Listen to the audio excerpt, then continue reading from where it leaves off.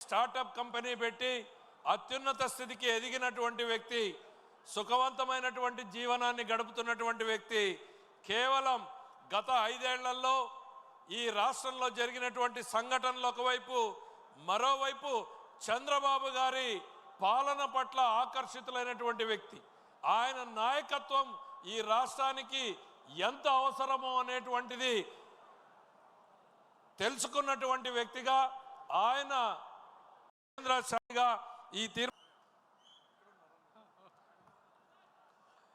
Thank you. నడిచొచ్చే రాజకీయ గ్రంథాలయం,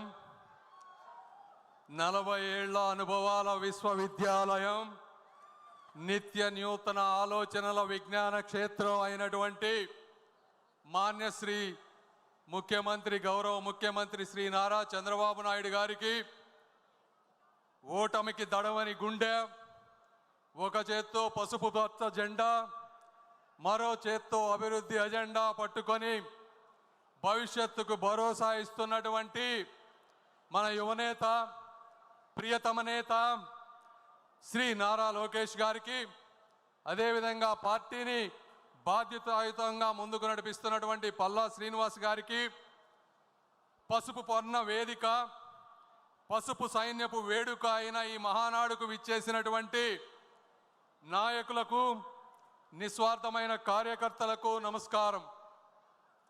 ఈరోజు కడప గడపలో లక్షలాది మంది తెలుగు సైన్యం ఒక చోట కలుసుకుంటున్నారు అంటే, అదేవిధంగా మాలాంటి వాళ్ళు ఎక్కడో ఉన్నా ఈరోజు రాష్ట్రానికి తిరిగి వచ్చి ప్రజాసేవ చేయాలి అని ముందుకు వస్తున్నామంటే దానికి మొట్టమొదటి కారణం మరణం లేని మహానాయకులు, అకుంఠిత దీక్షా దక్షులైనటువంటి అన్న నందమూరి తారక రామారావు గారు. మరి ఒకసారి 2019 తర్వాత చూస్తే 24 వరకు జరిగిన అరాచకం మీ అందరికీ తెలుసు. ఎలక్షన్ల ముందు వచ్చినప్పుడు, ఎలక్షన్ల 3-4 నెలల ముందు ఉన్నప్పుడు నాకు కూడా ఎంతోమంది, వందల మంది కార్యకర్తలు, నాయకులు మెసేజ్లు పెట్టేవాళ్ళు, ఫోన్లు చేసేవాళ్ళు.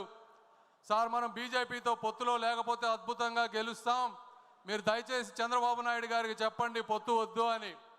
అయితే ఆ రోజు నారా చంద్రబాబు నాయుడు గారి దగ్గరికి వెళ్ళి నేను ఒకటే చెప్పాను, సార్, తలలు పగిలినా, రక్తం చిందినా వెనకడుగు వేయని ధైర్యవంతులైనటువంటి కార్యకర్తలు, మాలాంటి నాయకులు మీ అందరికీ వెనుకగా ఉంటాం. మీకున్నటువంటి అపారమైనటువంటి అనుభవంతో మీకు నచ్చిన నిర్ణయం తీసుకోండి అని చెప్పి ఆ రోజు నేను కూడా చెప్పడం అయింది. ఆ రోజు శ్రీ నారా చంద్రబాబు నాయుడు గారు ఒక స్థిత ప్రజ్ఞతతో తీసుకున్నటువంటి ఒక నిర్ణయం, వెంటిలేటర్ మీద ఉన్నటువంటి ఆంధ్రప్రదేశ్ని ఈరోజు ఆక్సిజన్ మీద తీసుకొచ్చినటువంటి పరిస్థితి. మరి ఈరోజు చూస్తే గత 5 సంవత్సరాల్లో జగన్మోహన్ రెడ్డి గారికి పూర్తి అధికారం ఉంది, కావాల్సినంత మంది ఎంపీలు ఉన్నారు, కావాల్సినంత అవినీతి సొమ్ము ఉంది, ఆయనకు కూడా కొద్ది గొప్ప ధైర్యం ఉంది, అయినా కూడా ఏమీ చేయలేకపోయారు.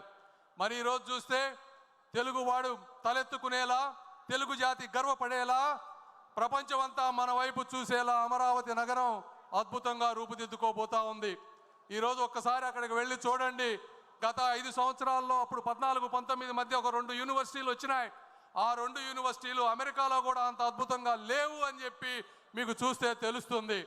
అదేవిధంగా రాబోయేటువంటి అమరావతి మహానగరం చరిత్రలో ఒక మైలురాయిగా మిగిలిపోబోతా ఉంది. అదేవిధంగా మరి ఆగిపోయిన పోలవరం నేను చూశాను. నారా చంద్రబాబు నాయుడు గారు ఎన్నిసార్లు ఢిల్లీ వచ్చేవారు, ఎన్నిసార్లు కేంద్ర మంత్రులతో కలిసేవారు, ఏ విధంగా పోలవరాన్ని నెలలా ఫాలో అప్ చేస్తూ ముందుకు తీసుకువెళ్లారో ప్రత్యక్షంగా చూసినటువంటి వ్యక్తిని.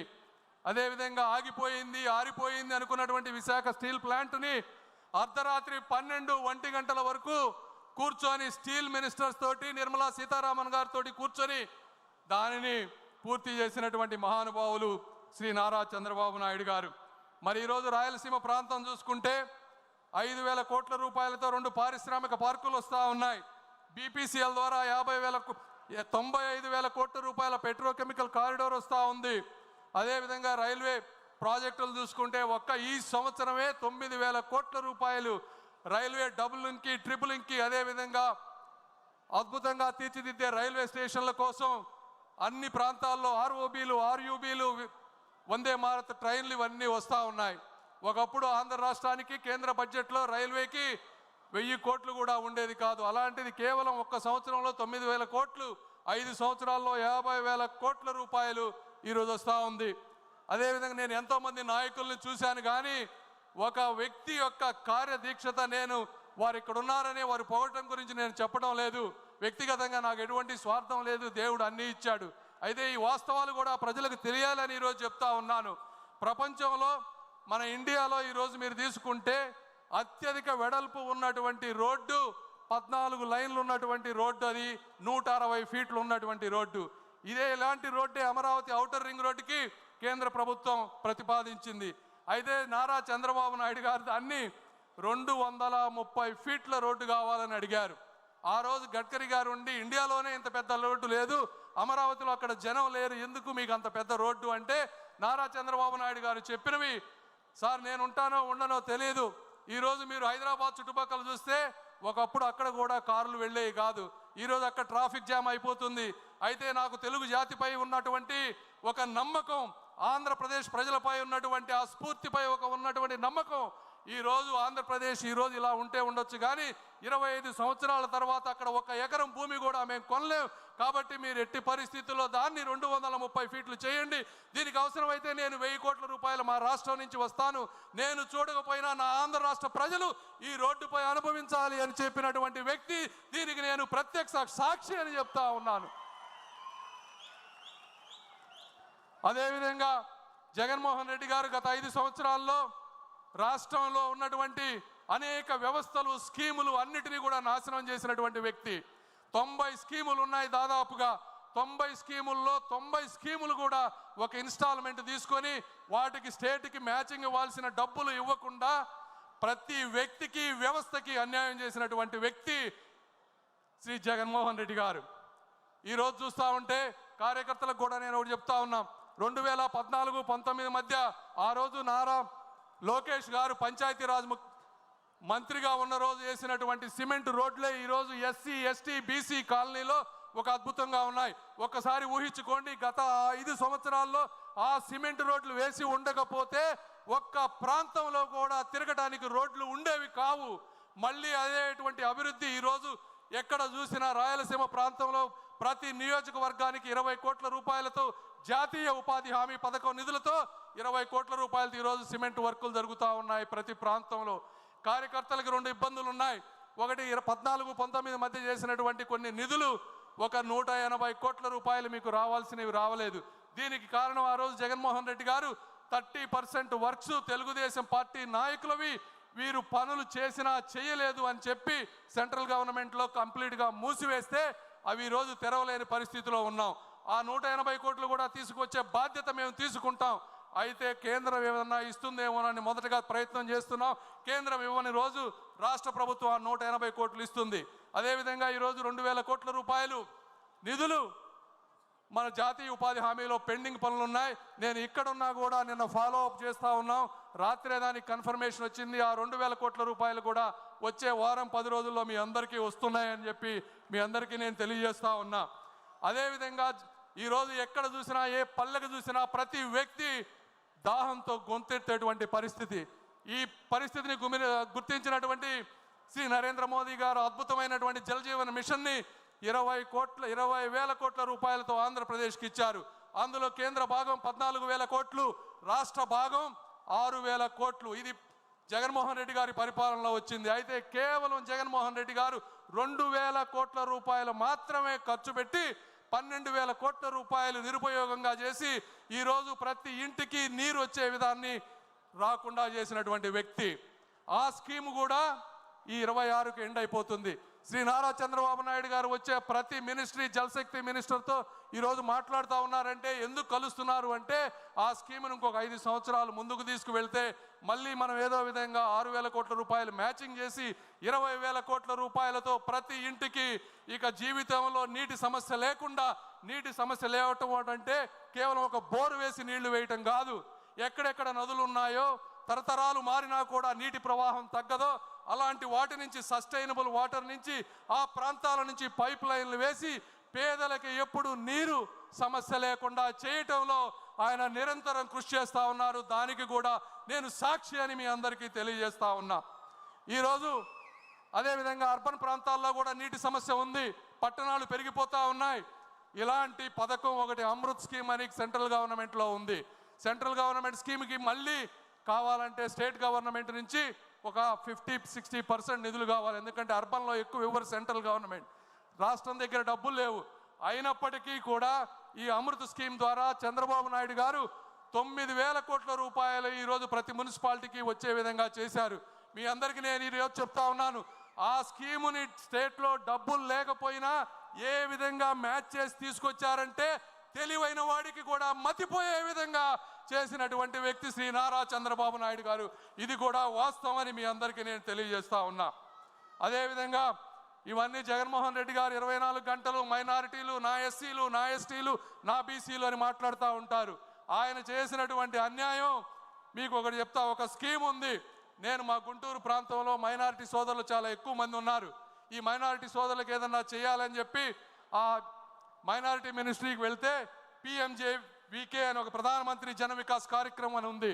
దీనికి సంవత్సరానికి 2,000 కోట్ల రూపాయల నిధులు ఉన్నాయి.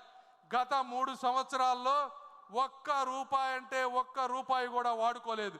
ఎందుకు వాడుకోలేదయా అంటే మనం ఉన్నప్పుడు 500 ప్రాజెక్టులు తీసుకొస్తే కేవలం 55 మాత్రమే కట్టారు.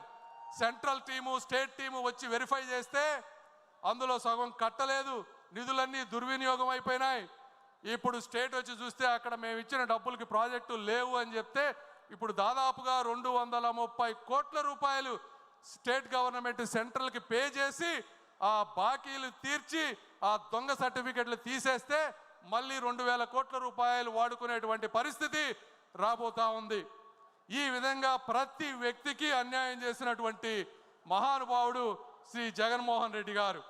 మీకు ఆఖరిగా చెప్తా ఉన్నా, ఇవన్నీ ఇప్పటి వరకు ఉన్నటువంటి స్కీమ్స్ మీకు తెలిసినవి. అదేవిధంగా మొన్న వచ్చారు, 7 మంత్రులను కలిశారు. అందులో ఒక ముఖ్యమైనది డిఫెన్స్ క్లస్టర్. డిఫెన్స్ క్లస్టర్కి ఆయన మరి ఫ్లైట్లో రాసుకున్నారో ఎక్కడ రాసుకున్నారో తెలియదు, కానీ రాయలసీమ ప్రాంతాన్ని 5 భాగాలుగా విభజించారు. ఒక చోట మిసైల్స్ తయారు చేయాలని, ఒక చోట కమర్షియల్ అదేవిధంగా మిలిటరీ ఎయిర్ క్రాఫ్ట్స్ తయారు చేయాలని, ఒక ప్రాంతాన్ని ఈ మందుగుండ్లన్నీ కూడా స్టోరేజ్ చేసుకునే విధంగా చేయాలని, ఒక ప్రాంతాన్ని డ్రోన్ సిటీగా చేయాలని, ఈ విధంగా ఉన్నటువంటి విశాలమైనటువంటి ప్రాంతాన్ని మా దగ్గర 1000 ఎకరాలు ఉన్నాయి, మీరు రండి మీరు అని చెప్పి రాజ్నాథ్ సింగ్ గారి దగ్గర కూర్చొని రాయలసీమ ప్రాంతాన్ని కూడా నిరక్షరాస్యత లేకుండా చేయాలని ఒక కంకణం పట్టుకున్నారు. అది తెలిసిన వ్యక్తి ఈరోజు కర్ణాటకలో వాళ్ళందరూ భయపడేటువంటి పరిస్థితికి వచ్చారు. ఎందుకంటే మీ అందరికీ సార్ మీరు కూడా ఏమనుకోవద్దు, నేను ఈ వాస్తవం ప్రజలకు తెలియాలని చెప్తా ఉన్నాను. ఢిల్లీలో నేను ఒకసారి ఆఫీస్లో ఒక సెక్రటరీలను అడిగా, మా సార్ గురించి మీరు ఏమనుకుంటారు మా చంద్రబాబు నాయుడు గారి గురించి అని అడిగితే వాళ్ళు ఒకటే చెప్పారు, ఒక ప్రాంతంలో వరదలు ఉన్నాయని, కరువు ఉన్నాయని రెండిటికి డబ్బులు తీసుకెళ్ళినటువంటి సమర్థమైనటువంటి వ్యక్తి శ్రీ నారా చంద్రబాబు నాయుడు గారు అని చెప్పారు. అంటే అది బాబు గారికి ఉన్నటువంటి కార్యదక్షత. ఈరోజు పక్క రాష్ట్రం వాళ్ళు భయపడతా ఉన్నారు, చంద్రబాబు నాయుడు గారు ఇక్కడ ఉంటే ఎక్కడ ఇవన్నీ తీసుకువెళ్తారో అని. ఏదేమైనప్పటికీ నేను కూడా మీరు కూడా ఇక్కడ రాయలసీమ ప్రాంత వాసులు చాలామంది ఉన్నారు. కడప ప్రాంతంలో మొదటిసారిగా మహానాడు జరుగుతుంది. ఈ రాయలసీమ రతనాల సీమ, రాగాల సీమ, అనురాగాల సీమ. ఈ ప్రాంతంలో ఉన్నటువంటి నిరుద్యోగులందరికీ కూడా ఉద్యోగాలు కల్పించేటువంటి శక్తి ఉన్నటువంటి యువనేత శ్రీ నారా లోకేష్ గారు. అదేవిధంగా మీరందరూ కూడా చాలా కోపంతో ఉండుండొచ్చు. ఒక్కటే గుర్తుపెట్టుకోండి, కలం పట్టుకున్నవాడు, కత్తి పట్టుకున్నవాడు కత్తితోనే చచ్చిపోతాడు, కలం పట్టుకున్నవాడు కలల్ని జయిస్తాడు అని నమ్మేటువంటి సిద్ధాంతం ఉన్నటువంటి వ్యక్తులు శ్రీ నారా చంద్రబాబు నాయుడు గారు, లోకేష్ గారు. ఈ రోజున మరి ఈరోజు మీరు ఎంపీలు చూస్తూ ఉంటే గత 5 సంవత్సరాల్లో మీరు చూసిన ఎంపీలు ఎవరు? ఒక నందిగం సురేష్ గారు, అదేవిధంగా ఒక అవినాష్ రెడ్డి గారు, ఒక మాధవ్, ఒక మిథున్ రెడ్డి. మరి ఈ రోజు ఉన్నటువంటి ఎంపీలు ఎలా ఉన్నారు మీరే ఆలోచించండి. ఆ రోజు మిథున్ రెడ్డి గారు ఏమన్నారు? ఒక నిండు సభలో అధికార మదంతో, అవినీతి సొమ్ముతో, ఏకవచనంతో యువతకు స్ఫూర్తి అయినటువంటి బడుగు బలహీన వర్గాలకు చెందినటువంటి కనీసం చీమకు కూడా అన్యాయం చేయనటువంటి చిరునవ్వుతో చిందించే రామ్మోహన్ నాయుడు గారిని ఏమన్నారో మీ అందరికీ తెలుసు. అలాంటి వ్యక్తిని ఈ రోజున కేంద్ర మంత్రిని చేసి దేశ విదేశాలు చెప్పుతూ అందరి చేత సెల్యూట్ కొట్టించే విధంగా చేసినటువంటి వ్యక్తి శ్రీ నారా చంద్రబాబు నాయుడు. మరి ఈరోజు ఉన్నటువంటి ఎంపీలు ఎవరు? ఒక దగ్గుమళ్ళ ప్రసాదరావు గారు, ఒక కృష్ణప్రసాద్ గారు, ఒక బైరెడ్డి శబరి గారు. ఇలాంటి గొప్ప గొప్ప చదువుకున్న వ్యక్తులందరినీ కూడా రాజకీయాల్లో తీసుకొచ్చారు. వీళ్ళందరూ అక్కడ ఉన్నటువంటి ఎంపీలందరికీ జగన్మోహన్ రెడ్డి గారు మైన్స్ అప్పచెప్పారు, మందు అప్పచెప్పారు. బాబు గారు ఏమప్పచెప్పారో తెలుసా? ఒక్కొక్కరికి ఒక డిపార్ట్మెంట్ అప్పచెప్పారు. నువ్వు శిశు సంక్షేమ శాఖ చూసుకో అన్నారు. ఒకరికి పోర్టులు చూసుకోమని చెప్పారు. వీళ్ళు ఆ స్కీములన్నీ చదివి వస్తే బాబు గారు వస్తున్నారంటే భయపడేటువంటి పరిస్థితికి తీసుకొచ్చినటువంటి వ్యక్తి నారా చంద్రబాబు నాయుడు గారు. అదేవిధంగా మీరు ఈరోజు చూస్తే ఎంపీలు అందరూ మిథున్ రెడ్డి గారు కోర్టుల చుట్టూ తిరుగుతూ ఉన్నారు అడ్వాన్స్డ్ బెయిల్ గురించి. మన ఎంపీలు ఎక్కడ తిరుగుతున్నారు? దేశ విదేశాల్లో దేశ ప్రతిష్ట పెంపొందిస్తూ మన ప్రదేశంపై పాకిస్తాన్ చేసేటువంటి అరాచకాలని చెప్తూ ఈరోజు లావు శ్రీకృష్ణదేవరాయలు గారు, ఒక బైరెడ్డి శబరి గారు, ఇలా బాలయోగి గారి అబ్బాయి అందరూ ఈరోజు ప్రపంచ దేశాలు తిరుగుతూ ఉన్నారు. ఇది కార్యకర్తలు కానీ నాయకులు కానీ అందరూ కూడా గుర్తుంచుకోవాల్సినటువంటి విషయం. ఆఖరిగా జగన్మోహన్ రెడ్డి గారు ఈ ప్రాంత వాసి కాబట్టి నేను అందరికీ ఒకటే చెప్పదలుచుకున్నా. చంద్రబాబు నాయుడు గారిది కానీ తెలుగుదేశం పార్టీ కార్యకర్తలకు కానీ నాయకుల సహనాన్ని కానీ మీరు పరీక్షించవద్దు. తరం మారింది, స్వరం మారింది, చరిత్ర మారబోతోంది అని మీరు అందరూ గుర్తుపెట్టుకోవాలని ఈ ఆంధ్రప్రదేశ్ చరిత్ర సువర్ణాక్షరాల్లో మిగిలిపోయే విధంగా మా అణువణువు కష్టపడతామని తెలుగు జాతి ఇచ్చినటువంటి అవకాశాన్ని, శ్రీ నారా చంద్రబాబు నాయుడు గారు ఇచ్చినటువంటి అవకాశాన్ని, అన్న నందమూరి తారక రామారావు గారి ఆశయాల్ని ఎప్పుడు మోసం చేయమని, స్వార్థ ప్రయోజనాలకు వాడుకోమని తెలియజేస్తూ అశేష ప్రజానీకానికి నమస్కారాలు తెలుపుకుంటూ సెలవు తీసుకున్నాను. జై తెలుగుదేశం.